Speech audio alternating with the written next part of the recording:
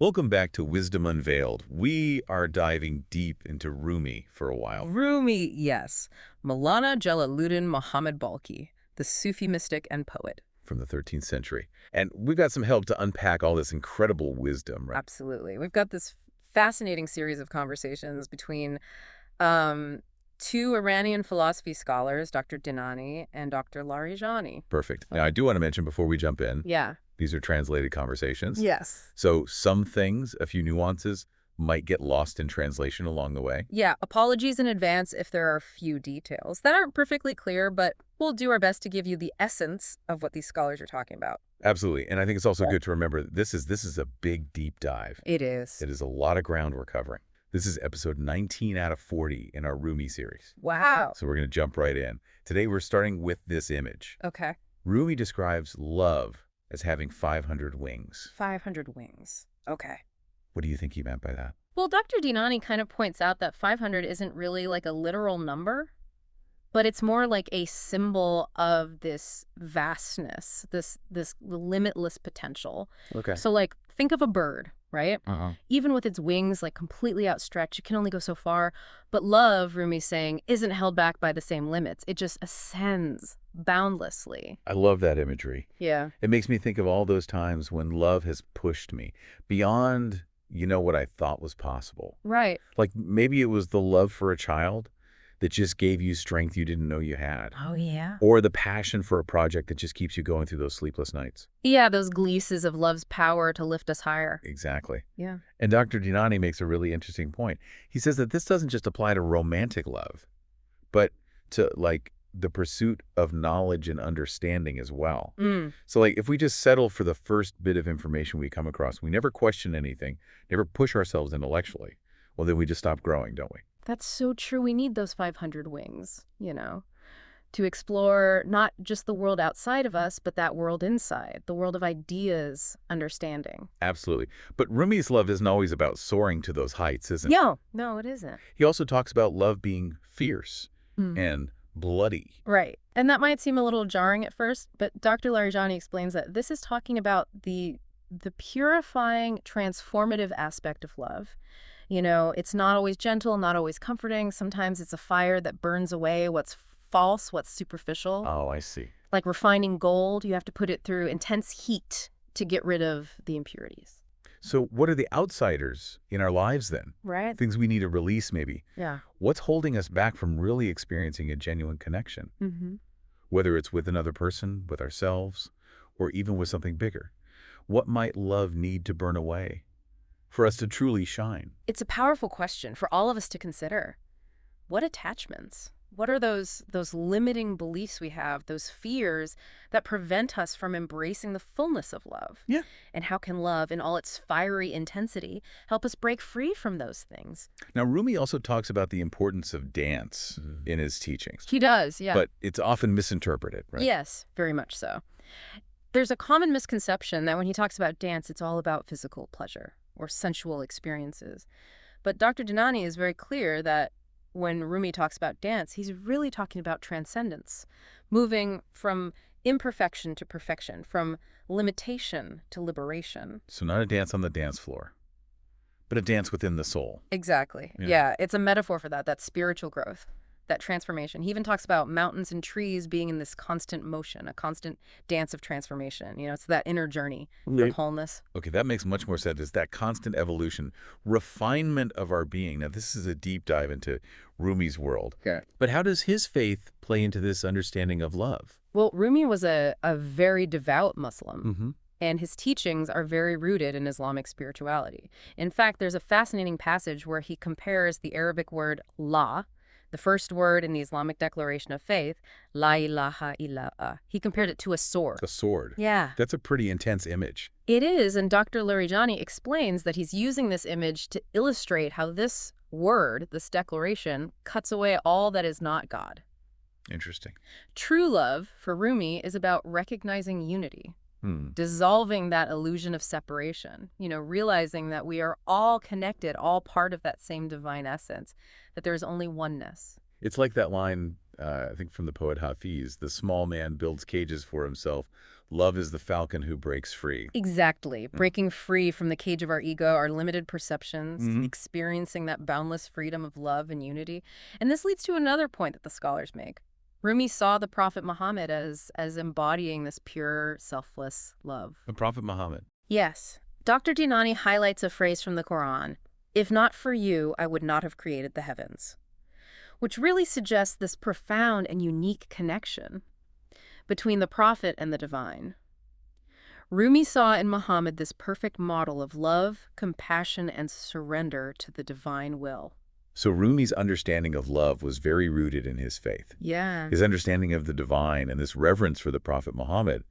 And yet he also challenges our reliance on reason, doesn't he? He actually says, from now on, I must become mad. I must strike the hand of reason. Yeah. Now that's where things get really interesting. Right. Dr. Lorajani explains that Rumi's not rejecting intellect entirely. Yeah. It's more about recognizing that the rational mind has its limitations, especially when it comes to experiencing the divine. There are these realms of existence, these depths of love that logic simply cannot grasp. He's saying that logic is only going to get us so far. To really experience the divine, we need to let go of that need to control, to analyze, to understand everything through the lens of reason. He even says, sell your cleverness and buy bewilderment. Rumi's inviting us to step outside of our comfort zones, our familiar ways of thinking, and to embrace the mystery. Embrace the unknown. Embrace the awe-inspiring wonder of the divine. That's a radical idea even today. Oh, it is. Are there areas in your life where logic might be holding you back? Yeah. Where you might need to sell your cleverness and embrace a little more bewilderment? It is a question worth thinking about, isn't it? It is. What would we discover if we just let go of the need to know all the answers, to figure everything out? Rumi, he seems to be saying that true understanding. Often it's not about reason, it's about that space of bewilderment, of surrender. It reminds me of that saying, the heart has its reasons that reason knows nothing about. Maybe Rumi's encouraging us to tap into that, the wisdom of the heart. Yes, that wisdom that goes beyond logic and analysis. And it connects really well with another concept the scholars bring up, the idea that true love is a fire, a burning fire that consumes everything except the beloved.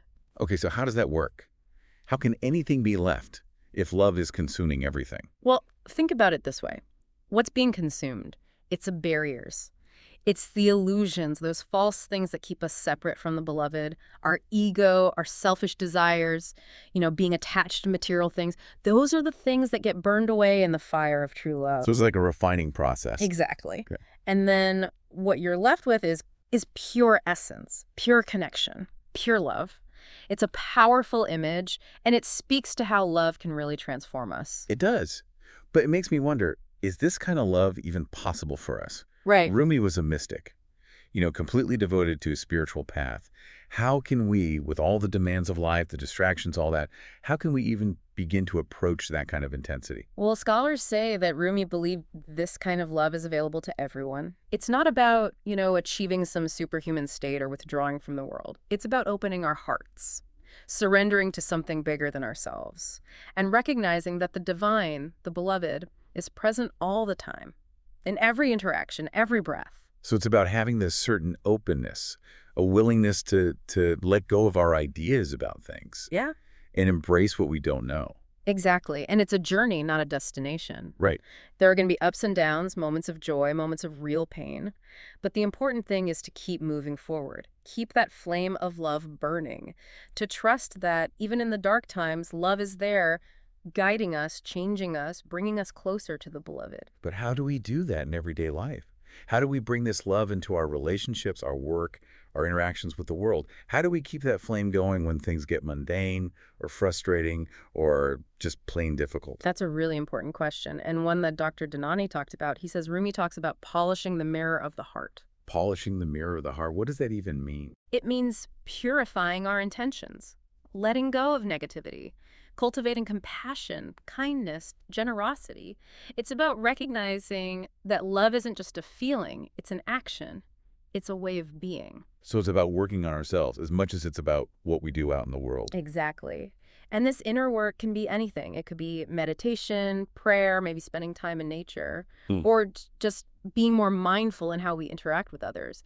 It's about making the choice to choose love in every moment, to see that divine spark in everyone. So it's not about grand gestures, but about those small, consistent actions that really nourish the heart and create like ripples of love that extend outward. Exactly. It's about putting more love out there, starting with ourselves. Remember, even the smallest act of love can have such a big impact. A kind word, helping someone out, just listening. Yeah. Rumi's teachings are so rich, there's always something new to discover.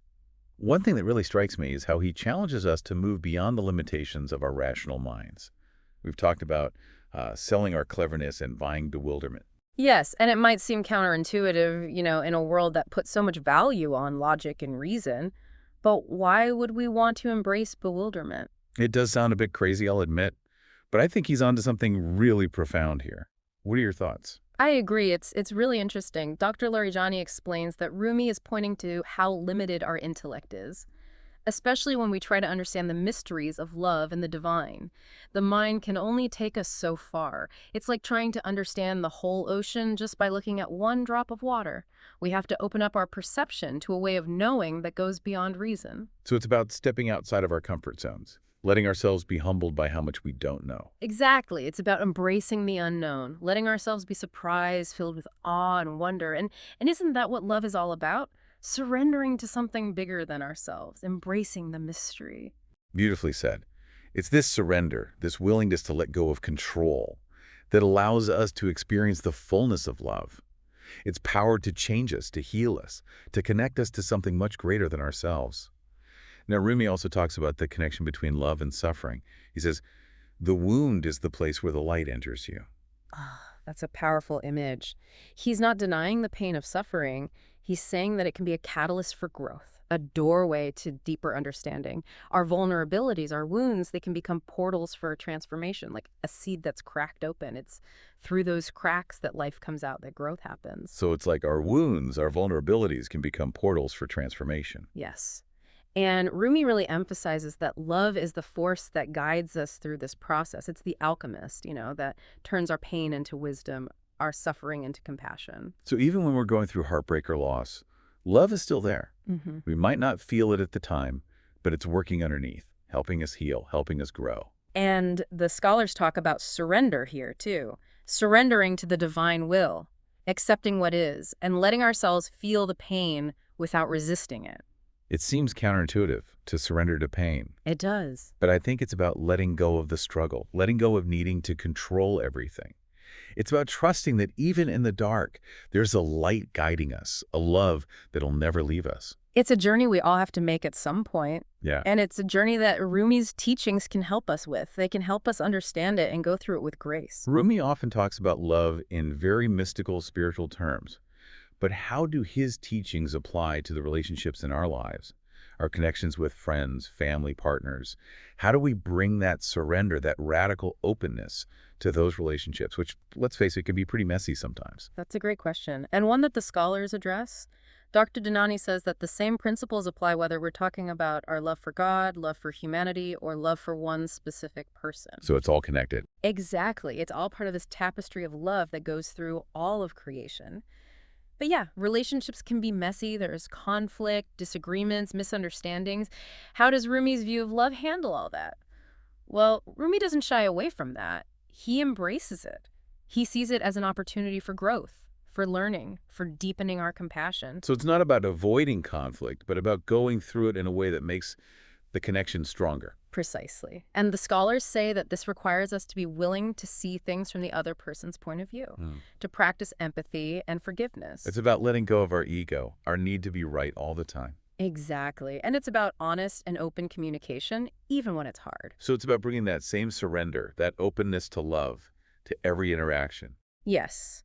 And this is true for all relationships, not just romantic ones. It's about opening our hearts to love in all its forms. Rumi's teachings are still so relevant today, even after all this time. We live in a world that's so divided, with people struggling to connect with each other to find meaning and purpose. And his message of love, of unity, of how everything is connected, it's more important than ever. He reminds us that we're all part of something so much bigger than ourselves, and that love is the force that holds us together. Beautifully said. And it's a force that we can tap into, that we can cultivate, that we can bring into the world through everything we do, everything we say, who we are. Rumi often uses poetic language and metaphors to explain his ideas. One of the most famous is the metaphor of the reed flute from his book, the Masnavi. Right. The reed flute represents the human soul, separated from its source and longing to return. It's a beautiful image. Yeah. And it speaks to that feeling we all have, that sense of incompleteness, wanting to connect to something more. And Rumi says it's through love, through surrendering to the divine, that we can find our way back. So it's like a journey home, but not a physical one. Exactly. It's about taking away the layers of conditioning, the illusions that separate us from our true nature, from our connection to the divine. And the reed flute's music, it's like a cry. It reminds us of that separation, that longing. But it's also a wake-up call. It reminds us that we're not alone on this journey. There's a love that's always calling us back, a melody that's always playing if we just open our hearts to hear it. I love how Rumi uses these everyday things, a reed flute, a fire, a moth drawn to a flame, to explain these profound truths. It makes his teachings feel so accessible, so relatable. Absolutely. And it reminds us that the divine isn't separate from our daily lives. It's in the beauty of nature, the kindness of strangers, the love we share with those we care about. It's all around us if we just open our eyes to see it. Now, one thing that comes up a lot in Rumi's teachings is the importance of letting go of the ego. He sees it as a block to true love, a wall between us and others, between us and the divine. And he's pretty blunt about the ego. He calls it the enemy, the deceiver, the veil. He does. And it's understandable. The ego is that part of us that always wants its own way, its own security, its own importance. And it often gets that at the expense of others. It can be so subtle, we might not even know it's running the show. Exactly. It can hide as ambition, as self-preservation, as the need to always be right. So how do we let go of this ego? How do we overcome this enemy inside us? Well, the scholars talk about some things that Rumi recommends. Meditation, prayer, helping others, remembering the divine. They're all about shifting our focus away from ourselves, away from our own desires, and towards something bigger. It's about realizing we're not the center of the universe. Yeah. That we're part of something much bigger. It's about humility, about connection, about recognizing that divine spark in ourselves and in everyone we meet. Beautifully said. And it's in that recognition, right, letting go of ego, that we can experience true love, true connection, real liberation. Rumi also talks about these 5 senses beyond the 5 senses. Yes. Intuition, empathy, appreciating beauty, a sense of wonder, and that ability to see the divine in everything. So he's not talking about our actual senses, but more like these subtle ways of seeing the world. Qualities of the heart and mind that let us experience life on a much deeper level. Exactly. And I think those qualities are even more important now than ever. You know, we're so focused on the material, the external, that we lose touch with these deeper ways of knowing. It's like Rumi's giving us this powerful antidote to that. You know, that materialistic worldview, reminding us that there's so much more to life than what we can just see and touch. That there's this realm of beauty, of meaning, of connection that's there for us if we just open ourselves to it. So how do we actually develop those senses beyond the senses? Does Rumi give us specific things to try? Well, the scholars talk about a few practices Rumi emphasized. One is meditation. By quieting the mind, we create space for intuition, insight, a deeper awareness of ourselves and the world around us. So it's about slowing down, creating stillness. Exactly. And it's in that stillness that we start to hear those whispers of intuition, you know, those little nudges from the heart that can get drowned out by everything else going on in our lives. What about empathy? How do we cultivate that? The scholars really emphasize listening, truly listening to what others are saying, what they're feeling, without judgment. So putting our own thoughts aside for a bit. Yeah. Really trying to get where the other person is coming from. Exactly. And realizing that we're all connected despite our differences. Seeing ourselves in them and them in us. What about beauty? Is that something we can actually practice? Absolutely. Rumi believed beauty is all around us if we just pay attention. He says to look for it in nature, art, music, the simple things. So being present. Noticing things we might usually miss. Yeah. And being grateful for that beauty. What about wonder? How do we get back that childlike awe that we tend to lose as we grow up? It's like we get used to things, even amazing things. Yeah, we forget to appreciate them. Rumi believed that wonder is crucial for growing spiritually. He encourages us to see the world with fresh eyes, to be open to the mystery, the magic that's always there. So letting go of all those expectations and assumptions, letting ourselves be surprised, like seeing things for the first time. Yes. And then there's the big one. Seeing the divine in everything. How do we even begin to do that? That feels like a tall order. seeing the divine in everything. Rumi believed the divine is everywhere, in everything, and he says to look for it. In other people, in nature, and the love we feel. So it's about that interconnectedness, the oneness of all creation, seeing the extraordinary in the everyday. Exactly. Rumi's vision of love is so rich and complex. It's more than just a feeling. It's a force, a path, a way of being in the world. Absolutely. And his teachings are still so relevant today. They give us a way to navigate the challenges of modern life, to find meaning, to connect with ourselves, with each other, and with the divine. It's a message the world really needs right now. A message of hope, healing, unity. This deep dive into Rumi has been truly inspiring. What a great reminder that love is at the heart of everything. I agree. He challenges us to really understand love in a new way. It's so much more than just a feeling. It's something that shapes reality, pushes us to grow, and ultimately connects us to something much greater than ourselves. And remember, this was just episode 19. There are 40 episodes in our deep dive into Rumi, so stay with us as we keep exploring the beauty and wisdom of his teachings. And until next time on Wisdom Unveiled, keep reflecting. If love is this powerful, how does that change our everyday lives? How can we bring this kind of love into our relationships, our work, and our connection to the world around us?